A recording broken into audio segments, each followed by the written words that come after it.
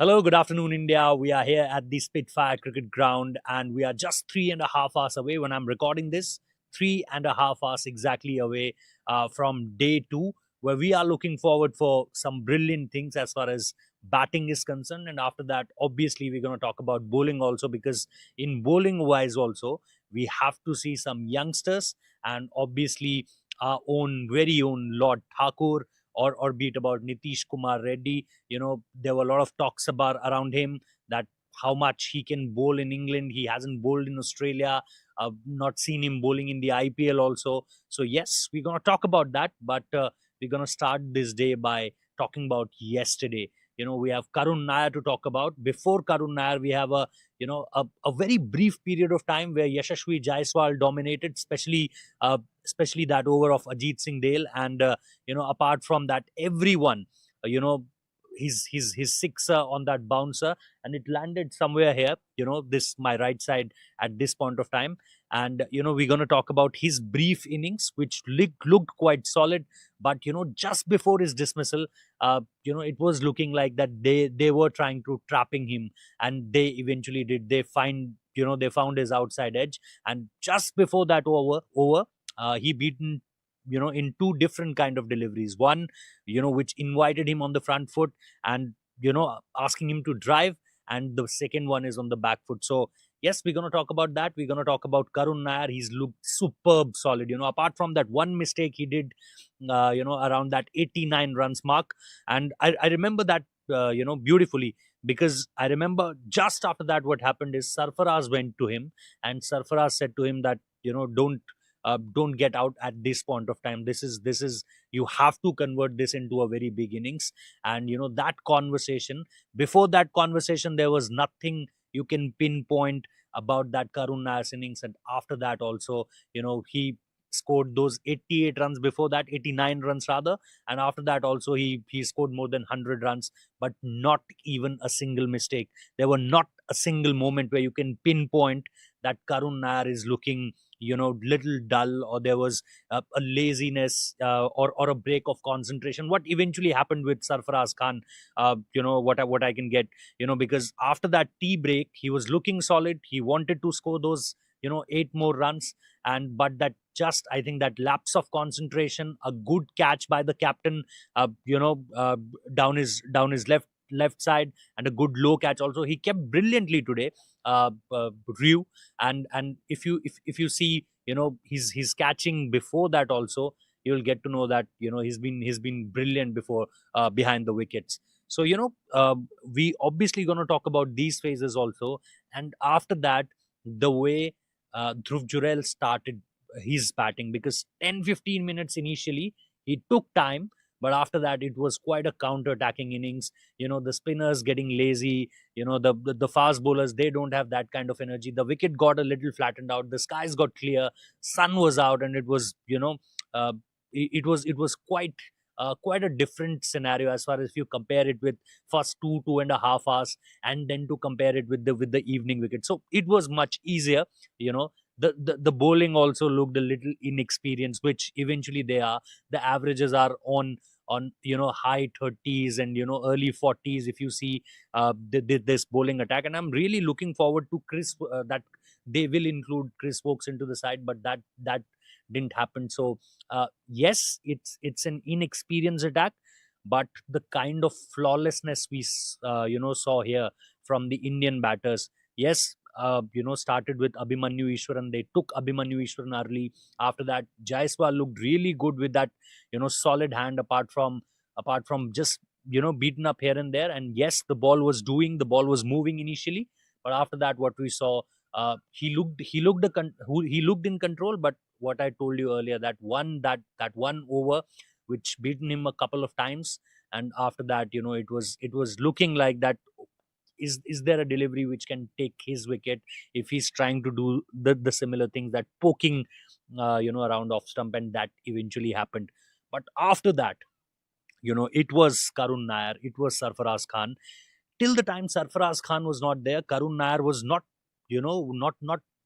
applying those fourth or third or fourth or fifth gear, whatever you want to call it.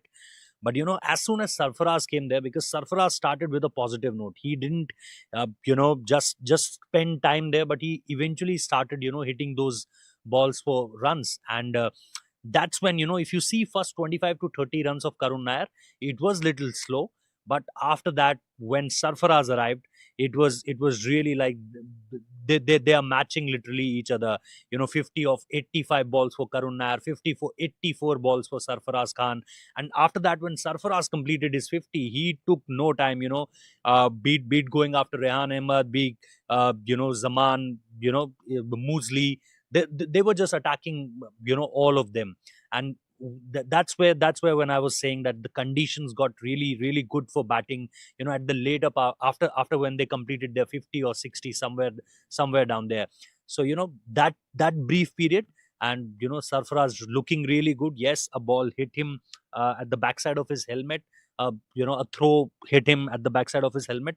That also broke his concentration a little bit.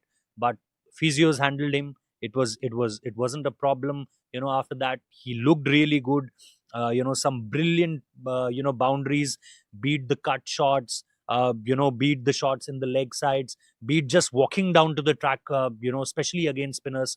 It looked really good. Sarfaraz Khan, whoever tells that, oh, he can't play swing, look, he has 100, a 61 or 60 or a 60 62 balls 100 versus South Africa, in South Africa, against South Africa. He has a 50. I was there in Perth in an intra squad game where batters can't able to complete their 50, subtotal of their 50 runs in 2 innings. This guy scored 50 there also, and then declared out, because other batters have, they have also their chances. And now here again a 92. So whoever tells this, that he can't play swing, he can't play fast bowling, he can't play on bouncy wickets, they have to see this and then say that, oh, this guy can't play this guy can't play that. So I think this is a complete innings where you can see that what Sarfaraz can do and what he can't. So, and plus, I was talking to some journalists here, some English journalists here, and they were saying that yes, he he's looking good. He's looking really good as far as that weight is concerned. And I told them that he literally got out of 10 kgs, 10 to 11 kgs in just some 50 odd days. And that was brilliant. And that you can see it. He's running between the wickets, some quick singles between him and Karun Nair. And as I'm talking about Karun Nair, he looked in amazing touch. I remember his double century versus Glamorgan, if I'm not wrong. It was for Northamptonshire, where he's played the county cricket. He was here with Indian team in 2019, not got a single chance at that particular occasion.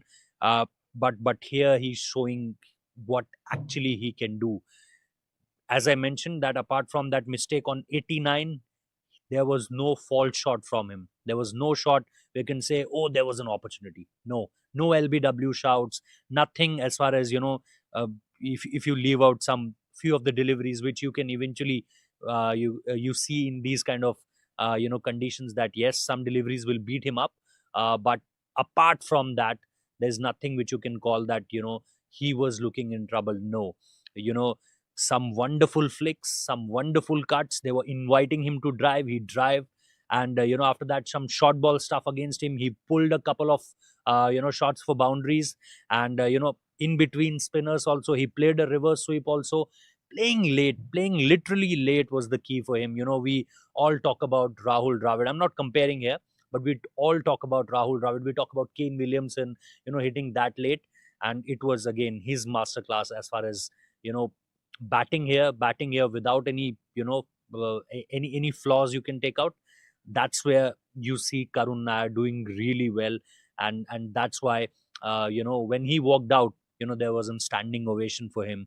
So everyone applauded, everyone standing up and applauded for this brilliant innings, where one time it's looking that India struggle at this wicket, because it was a green top wicket.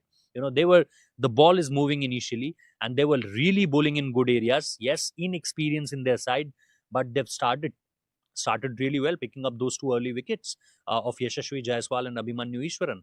So apart from that, you know, it's been completely India's day. After that first half an hour or 40 minutes, you can say, or first hour, it was all India written all over it.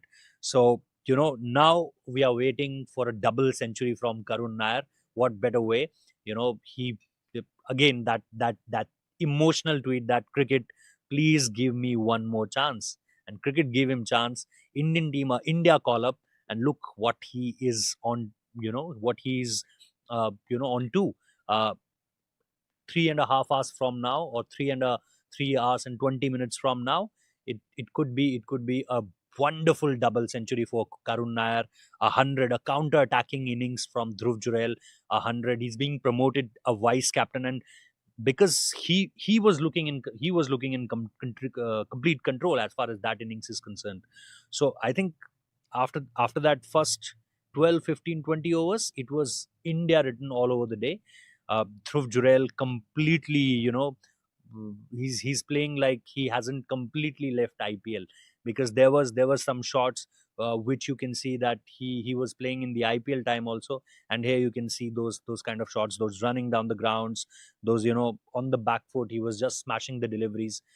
It was really good to see Dhruv Jurel doing these kind of things. And we remember his innings in Ranchi against England, and it was no different here as far as the conditions and the attacks is concerned.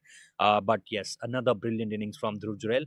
So that's what happened yesterday. But as I'm telling you, it's today for me. It was obviously the Dhruv Jurel double century. Sorry, the Dhruv Jurel 100, a Karun Nair double century, and I really want to see what Shardul Thakur can offer with the ball. We know that what he's capable of, but more importantly, I want to see Nitish Kumar Reddy with the ball.